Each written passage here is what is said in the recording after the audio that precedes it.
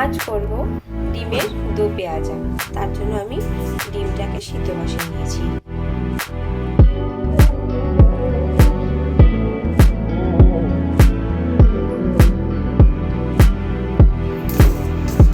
ডিমগুলো আমি এভাবে কেটে নেব।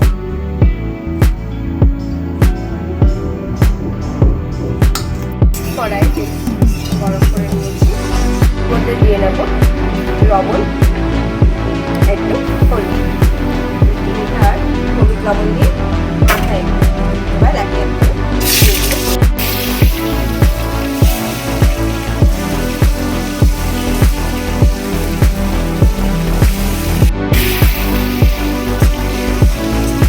ডিমটা ভাজা হয়ে গেছে। আমি একটা পাত্রে উঠিয়ে নিয়েছি। কড়াইয়ের তেলটা একটু কমিয়ে নিয়েছি।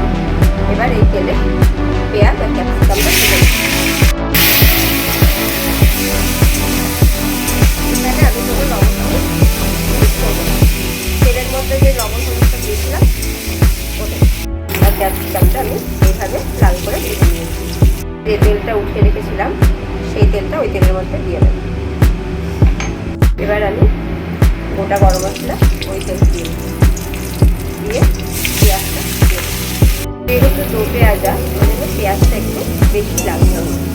দিয়ে নেব 1 চামচ আদা রসুন পেস্ট। আপনারা কুচিও দিতে পারেন।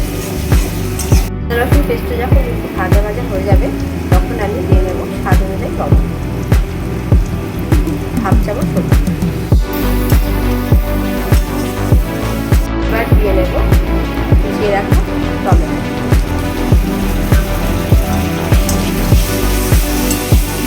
এবার দিয়ে দেব ছোট চামচের 1 চামচ লঙ্কা,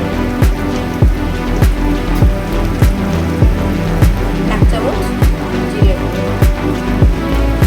ছোট চামচের 1 চামচ ধনে গুঁড়ো।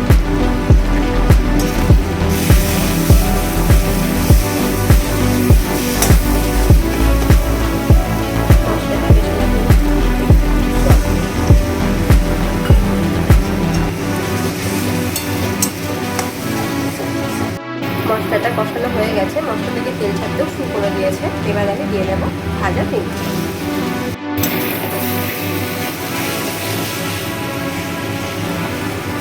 এবার উষ্ণ গরম করে রাখা জল দিয়ে এক কাপের মতো জল দিয়েছি। ঝোলটা ফুটে গেছে। এবার আমি একটু গরম মশলা দিয়ে নেব।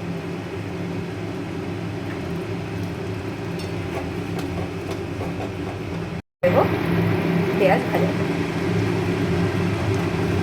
এই পেঁয়াজ ভাজাটা দিয়ে বেশি ফোটানো যাবে না, তাহলে গলে গেলে ভালো লাগবে না।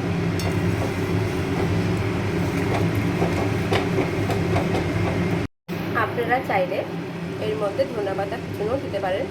যেহেতু আমি ধনেপাতা খাই না ওই জন্য আমি দিলাম না, আপনারা দিতে পারেন।